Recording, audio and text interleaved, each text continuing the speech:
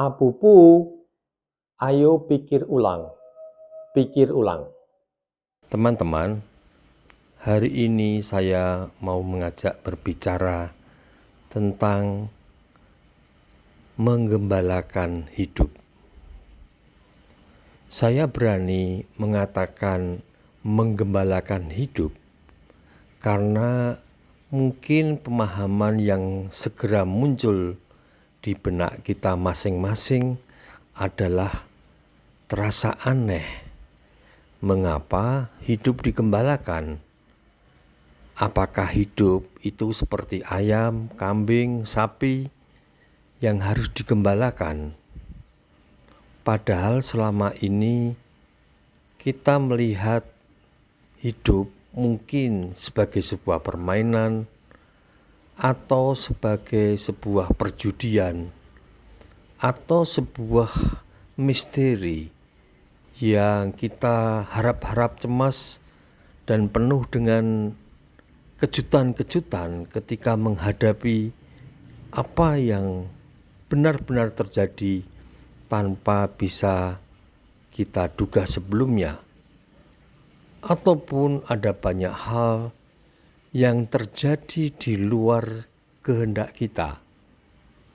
Perhitungan-perhitungan yang sudah kita buat, kita rencanakan, kita pertimbangkan, akhirnya tidak ada yang berlaku karena semua faktor yang kupertimbangkan pasti akan mengisi hidup ini ternyata tidak terjadi.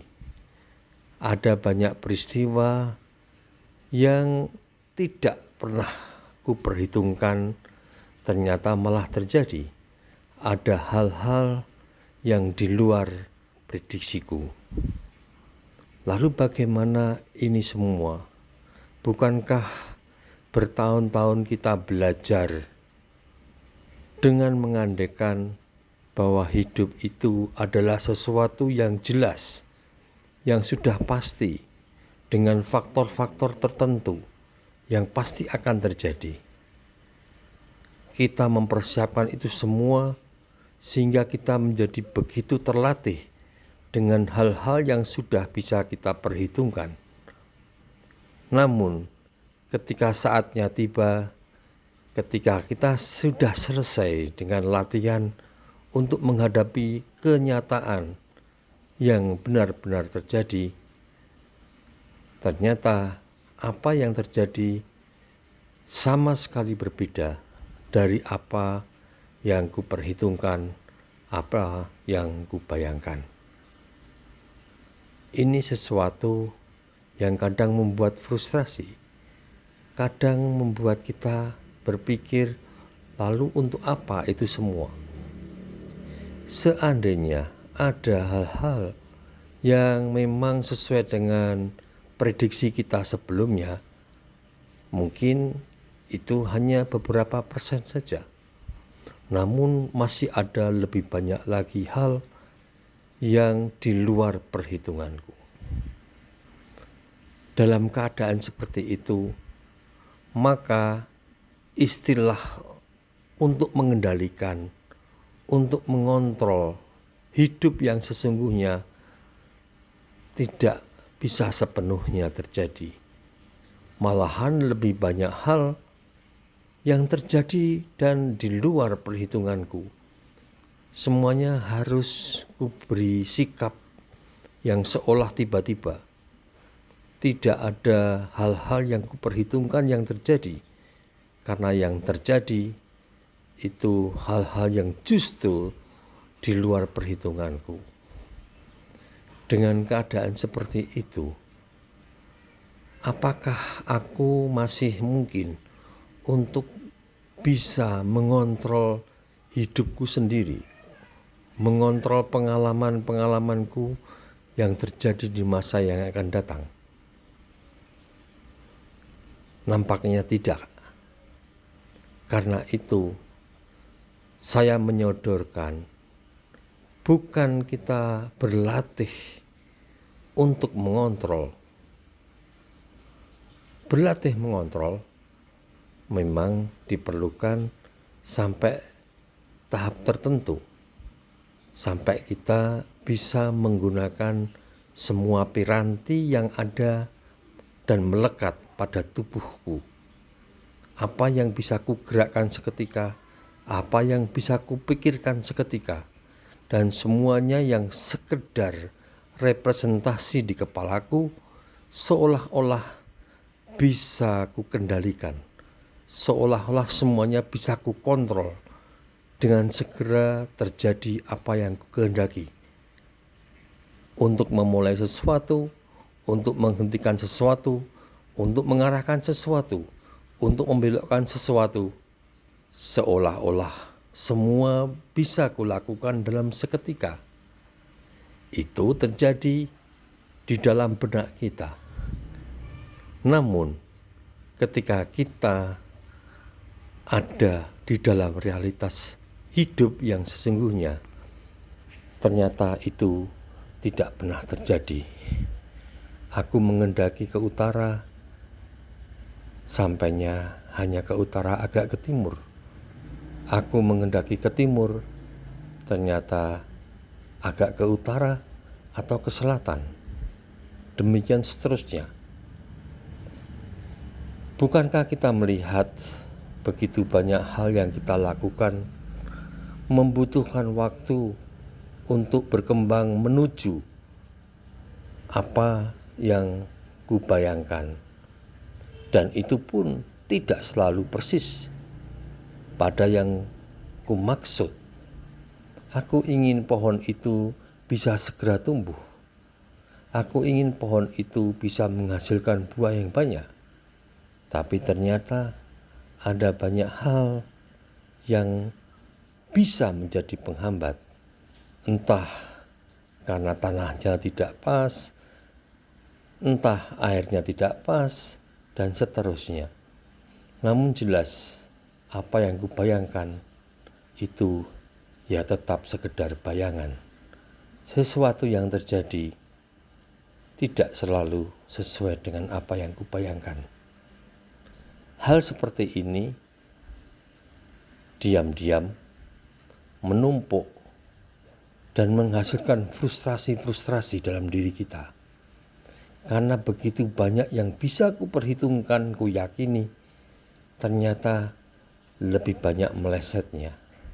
Ada begitu banyak keyakinan, ada begitu banyak harapan yang ternyata tidak pernah tercapai, bahkan mungkin sama sekali jauh dari sasaran. Bukankah hal-hal semacam ini akan menyisakan frustrasi yang bertumpuk dan menimbulkan energi negatif dalam diri kita, sehingga muncul berbagai macam simptom akibat dari ketidakberhasilan kita mencapai apa yang kita harapkan. Teman-teman, karena itulah sikap untuk mengontrol hidup, sikap yang yakin bahwa apa yang kupikirkan, apa yang kupertimbangkan, dan yang terbaik menurut segala pertimbanganku itu pasti terjadi, itu tidak boleh menjadi pegangan kita. Kita tetap memiliki gambaran yang ideal, tetapi yang ideal tetap ideal.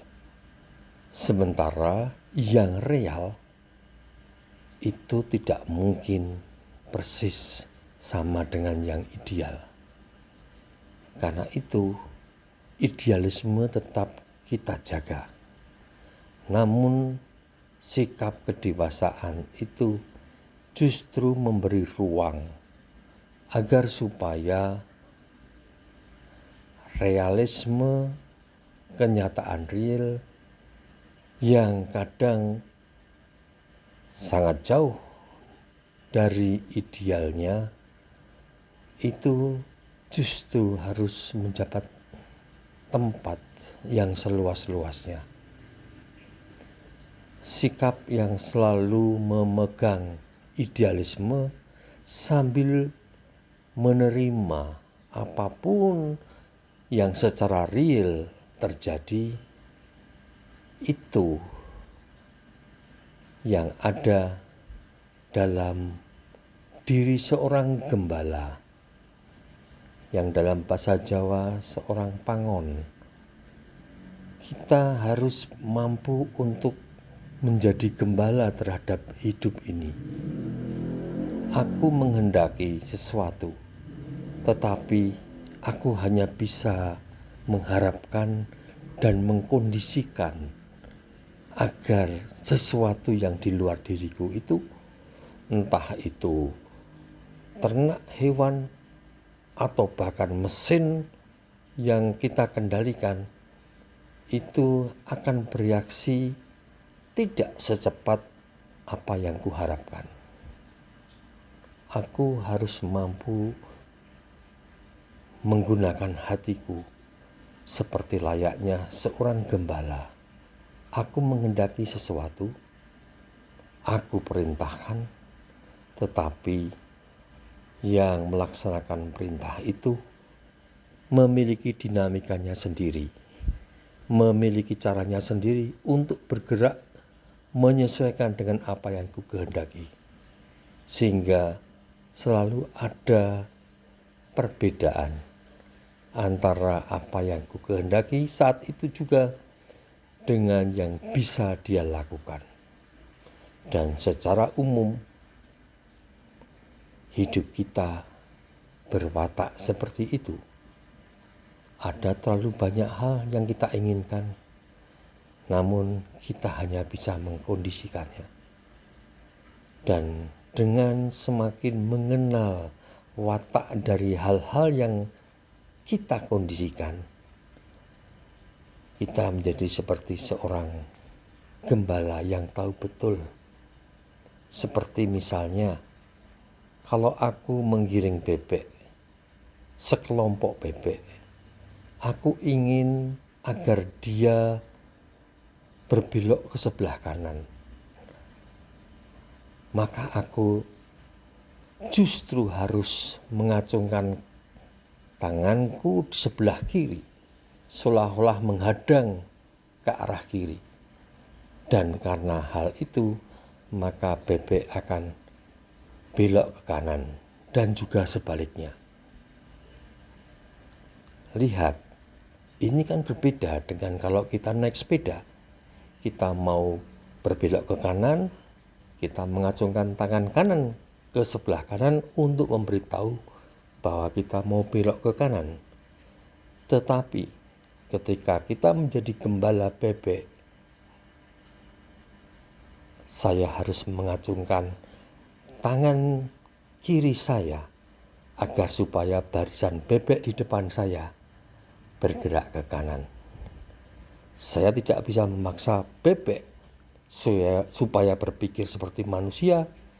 Belok ke kanan berarti harus mengacungkan tangan kanan. Namun aku harus menyesuaikan diri.